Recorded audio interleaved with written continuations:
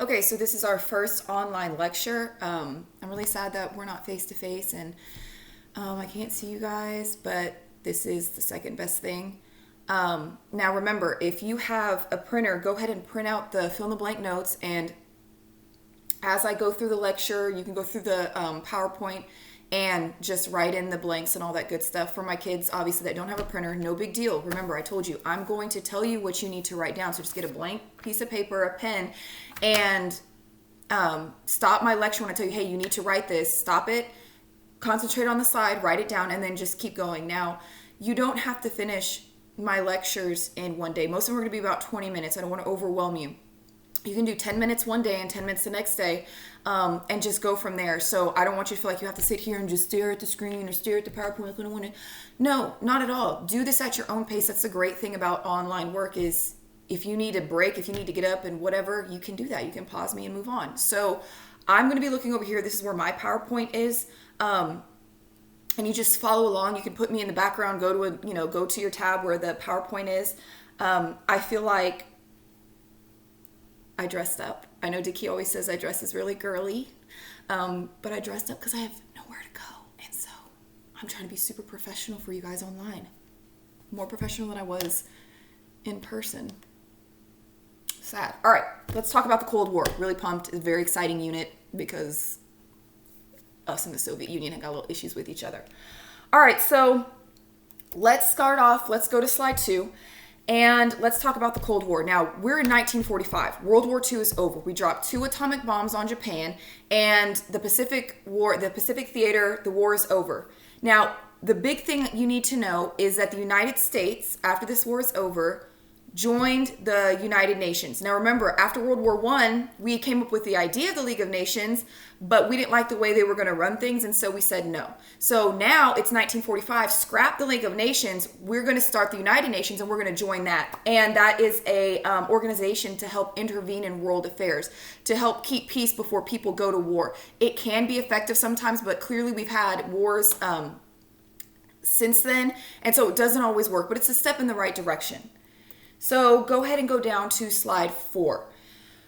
When World War II is over, we are nervous because Japan was giving us a run for our money. These people are tough. And so after the war is over, we decide to occupy Japan and help them rebuild. And so in a show of goodwill, we go and we help them rebuild their country. We show them our democratic ways, our capitalistic ways. And Japan really benefited from this. They build one of the strongest economies in the world. Like, they're constantly top 5. A lot of amazing things and technology have come from Japan. They're very hardworking, industrious people. Their cars, in my opinion, this is a Japanese car household here. My husband has a huge Toyota truck, and I have a Lexus, which is a brand of Toyota. And we've never had issues with our vehicles. And so we're big fans of Japanese manufacturing. We do have a base in Okinawa in Japan, a Navy base. So our presence is still very much felt there. But Japan, one of the best countries in the world, one of the strongest economies. All right, let's go to slide 5. I love America. I am American, but we do some shady things. And this just isn't us, but we definitely had a big role in this. So remember, we found out about the Holocaust as the war is ending in Europe, and we were devastated. Like, oh my God, how could this happen to a group of people without us knowing? And so what we decided, since the Jews aren't really very welcomed in Europe, nor are they really welcomed anywhere else in the world, we decide to give them a country. Oh, you're like, that's so great. A whole country. That's their own country. We decide to give them a piece of land that belonged to them in the Bible, but that they lost thousands of years ago, and it now belongs to someone else. So imagine you living in a house, your parents bought this house, and then people come and they're like, hey, 50 years ago, we owned this house. And it's like, okay, well, we own it now. And the guy's like, well, we're going to take half of it, so you need to be cool with that. And it's like, but it's mine now. That's what we did. We went to Palestine and we were like, this is your land, Jews. This is what the Bible said. Y'all come and move back. And they're like, cool. But the Palestinians were like, not cool. So if you ever wonder why there's so many issues with the Palestinians and the Israelites, and there's always, or the Jews, excuse me, there's always stuff going on in the Middle East, it's because of this. We literally put them in someone else's backyard and was like, all right, y'all have fun. You can't do that. Anyway, go ahead and go to slide 6. So when the World War II is over, the front runners in the world, the two strongest nations, are hands down the United States and the Soviet Union. Now, that wouldn't be such a big problem if we didn't have two big ideological views. We in America, we are all about capitalism, democracy. The people have a voice. This is how things are going to run. This is the best way to do it. And the Soviets are like, no, communism, government should have total control of everything. And we don't like that. And so these two major ideologies, democracy versus communism, causes us to clash big time. And so if you go to slide 8, I know you're not going to like this, but you guys need to write, if you're writing notes, you need to write down the 4 words in yellow and their meanings: capitalism, socialism, democracy, and totalitarianism. You need to know the difference between those 4 things. Capitalism, here in America, we have this. We believe you're allowed to own your own business. You're allowed to own your own land. You're an individual. You have individual rights, and they're protected by the Constitution. In a totalitarianism, that government, we know that there's a dictator that is going to have total control over the government. It's going to tell you what to do, how to do it. You own no property. You cannot own your own business. The government has total, hence the word, control over every aspect of your life. And so please know the difference between the two. Now, you can go ahead and go down to slide number 31. Now, remember, we had issues with the Soviets during World War II because Stalin wanted us to open up a Western front. He's like, we need help. They're blockading. They've got Leningrad surrounded. They're starving the people out. We need to relieve this pressure. We need you guys to come through France, and we need you guys to help us with the Nazi army. And we were like, we're going to go through Africa, work our way up through Italy, and then we'll meet you there. So we know that Stalin never really trusted the British and the United States because we refused to help them out, which I can definitely understand. We also know that we are the first to build and drop nuclear weapons, an atomic bomb. We did this on Japan. Now you need to understand something. The Soviets were right behind us in nuclear technology. It's going to be like 5-6 years later that they also have nuclear weapons, which is why the Cold War happens. It's one thing when there's only one person in the room with a gun. I clearly have a gun and nobody else in here does. And so I'm the toughest. You're not going to mess with me. But if 2 people have a gun, now I got to be careful because it's like, okay, you can do as much damage as me. So when the Soviets get that nuclear weapon, it's like, whoa, we can't just boss them around anymore because they have something just as powerful as we do. Scary.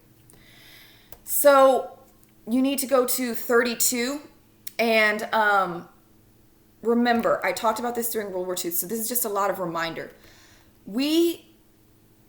After the war in Europe was over, we went to the Yalta Conference. And at the Yalta Conference, we said, we're going to allow everyone to have self-determination. All these countries after the war can decide to be whatever government they want to be. If they want to be a communist government, fine. If they want to have a democracy, fine. If they want to have, socialism, fine. Whatever works for them, it's their business. It is not us to tell them what to do. And so, that's not what happened. Surprise. But we'll get there. But that's what we said would happen.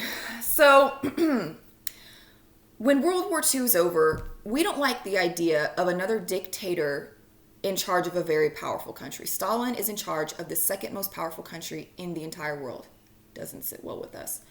So we decide that, no, we said we'd let you decide countries what you wanted to be, but we're going to help you with that decision. So if you go to slide 34, I need you to write down that purple box right there. Europe gets divided by what we call the Iron Curtain. Now, if you look at the map, The eastern half, the Soviets come in and tell those countries, Hungary, Romania, Bulgaria, Poland, you will be a communist government and you will follow how we do things here.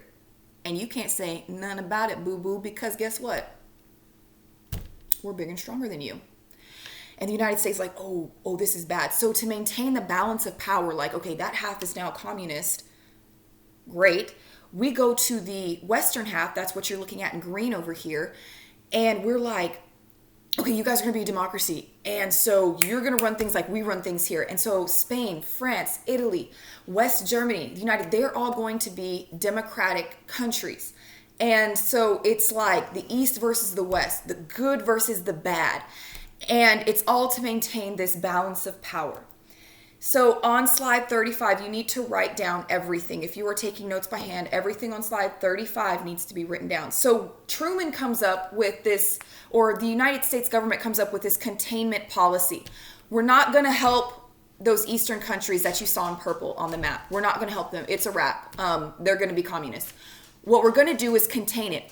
We're not going to let it spread outside of that Iron Curtain. We're going to keep it right where it is. And so the Soviets begin to pressure like Greece and Turkey, like, yo, you guys are going to be a communist government. And when the United States hears about that, we come up with something called the Truman Doctrine. Basically, we tell the world, if you feel pressured to become communist, we will give you economic and military aid to help you fight off the communists. This is why it's called a Cold War. We never fight Russia face to face because we know the damage it could cause to both of us. Instead, we will help other countries if they want to fight the Soviets, if they want to fight communism, but we will never directly fight them. So you got to think of it as like we're two petty females.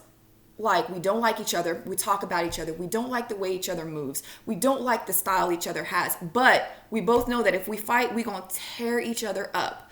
So we'll just keep doing little petty stuff. We'll help out other people if they want to fight that person, but we're never going to fight directly. That's why it's called a Cold War. Hot war is like what we had in World War II. Like, we don't like you, Japan, we're going to fight you directly. This is a Cold War. We're going to do everything we can to avoid conflict with the Soviet Union head to head.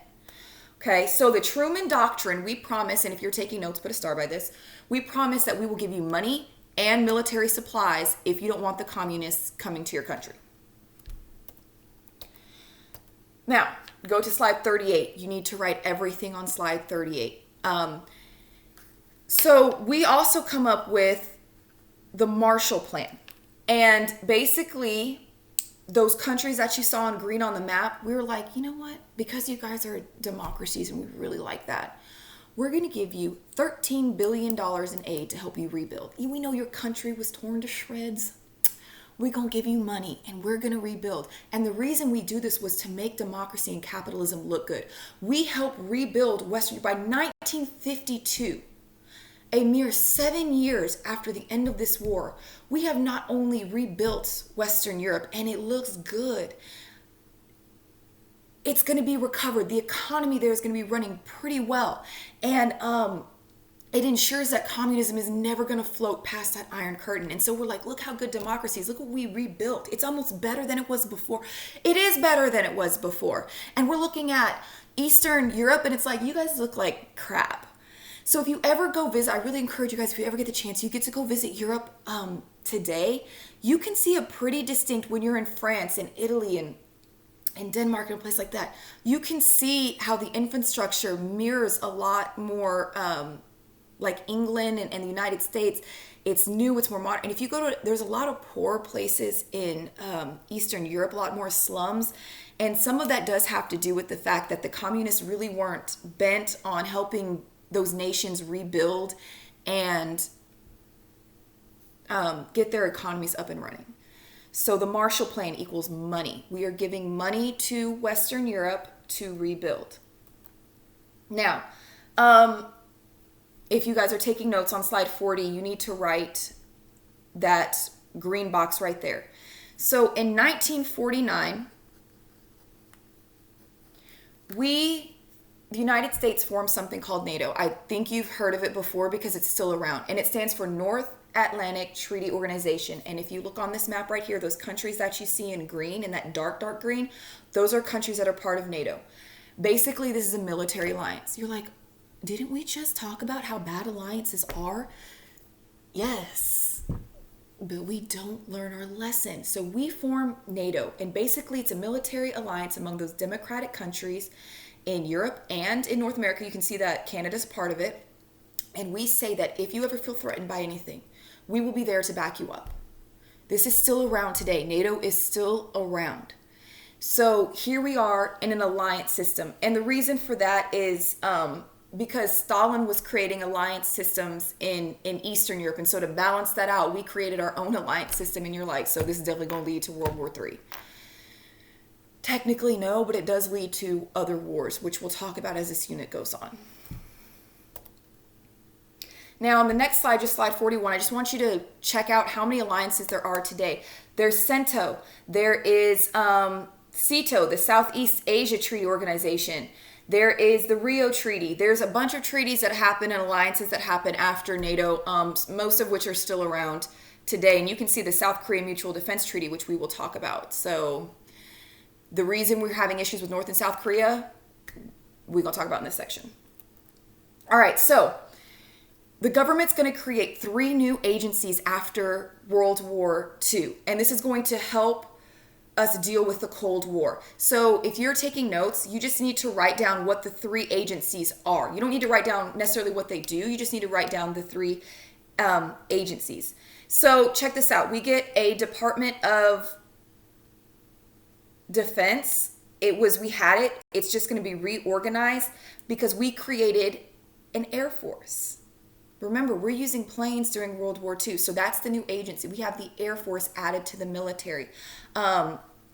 And so the branch obviously is still around today. My dad was in the Air Force for 22 years or something crazy like that. And this is going to, because we know we have nuclear bombs now, we need specialized pilots that know how to drop and handle these new weapons we've created. So we create the Air Force. The next one is the CIA. This stands for Central Intelligence Agency, and this is what we use to spy on foreign nations. We are concerned about what's going on in the Soviet Union. Like, are they building bigger, better bombs than us? So we create the CIA to spy, and they carry out covert operations. You've heard of the CIA. Many shows have been created about the CIA. I don't need to go into detail what it is.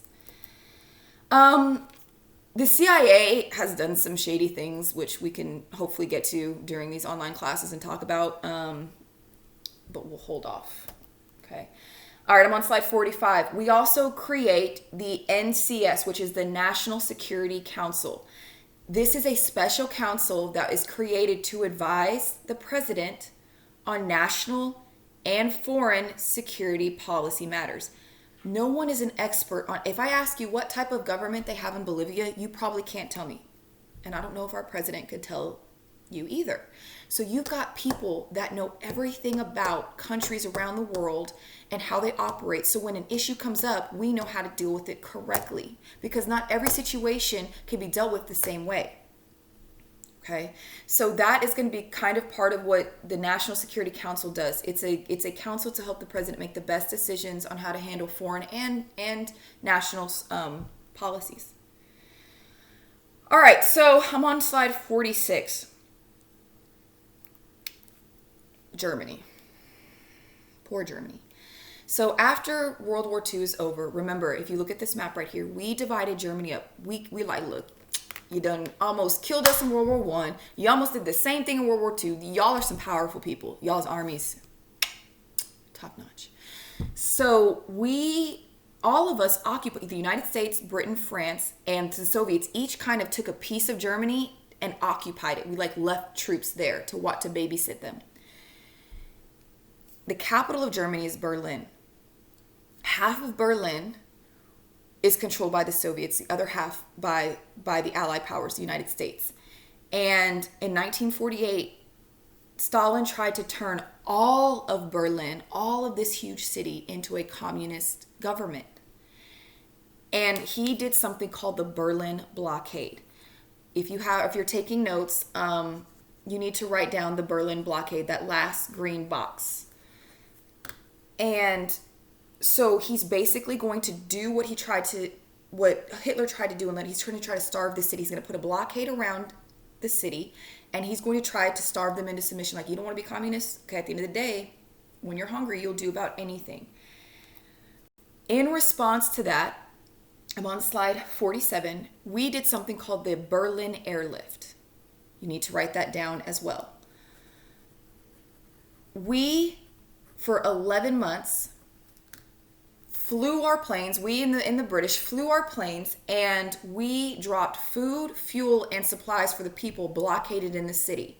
So as a smack back, I was like, okay, you want to blockade and make sure no trains get in. We just go in the air right over your head and drop the things these people need to survive. We did this for almost a year. This was like a win for us because in 1949, Stalin lifted the blockade and supplies were allowed to get back in. And the United States was successful in keeping Western Berlin a democracy. The city is still split in half. And it's unfortunate. If you ended up in the eastern part, you're now communist. Like, you belong to the Soviets. If you're in the western part, you are in the democracy. And there's going to be a literal wall built in the middle of this city to divide it between the two factions. And so the Berlin Airlift was considered very successful, and it's one of the few successes, unfortunately, that we're going to have against the Soviets. But we kept the people from starving, which is really awesome. So in China, from 1945 to 1949, we are really successful at our containment policy. We are able to keep communism in Eastern Europe for the most part. Unfortunately, there's going to be a change. In 1949, a communist party in China, led by Mao Zedong, is going to win the Civil War, and he's going to take control of all of China. And now, officially, communism has spread outside of Europe and is bled into China. And the fall of China is a shock to us. We're like, how did we let this happen? This huge country, super populous country. Yikes. And so Truman definitely took the blame for losing China to communism. And if you're taking notes, you need to write down what's on slide 48, because you need to know who led the Communist Chinese Party. And that's unfortunate. And on the next slide, which is slide 49, you can see the two people so from 1930 to 1949 was the Chinese Civil War. And you can see that there was a nationalist led by, I can't even say it, Jiang Jieshi? I think I'm close. And then there's a communist led by Mao Zedong. All right, so the U.S. response to the fall of China is not good. Meaning we're going to escalate things. We're like, so containment don't work.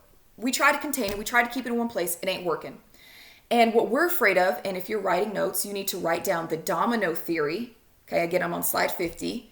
The domino theory is if one country falls to communism, more countries are going to follow. One day it's China, then it's Cambodia, then it's Thailand, then it's India, then it's everybody. It's going to be dominoes. One country falls, they're all going to fall. It's a little dramatic, but I can understand where we were coming from. So as a result, the United States vows that if communism starts to spread somewhere, we're going to have to take stronger action. We're going to probably need to send a military this time because we tried to keep it contained with money, and here it is in China. So the United States is going to have a big role when communism threatens Korea. And I'm going to stop right there on slide 50 because the Korean War is a whole other war that we need to talk about in depth aside from the start of the Cold War. So right there you can see how the Cold War started, why it started, who was affected by it, and the next notes we're going to pick up, we're going to talk about the Korean War more in depth. I miss you guys. And try to shout out some of the kids I miss. I miss all of you, of course. It's like I think about going period by period and just saying all of your names off the roster, but that'd take forever. No, but I hope you guys are staying safe. I hope you're just listening to what the news is saying and staying away from other people. No need to party. No need to do all that. Just hang tight. stay, just make sure you guys are checking Google Classroom every day. I know we have white and blue days. I get all that and I respect that. We're gonna move. You're gonna move at the pace you want to move at. I'll tell you when a unit closes, and it's gonna be a while when a unit closes. We're in the Cold War now. We're in a whole new unit. So it's going to be a long time before I'm like, look, I'm not taking work anymore. So don't feel pressured. I know you guys have tons of stuff to do for other classes. And what's important is taking care of this up here, your mental health. Okay. Miss you guys. See you next lecture.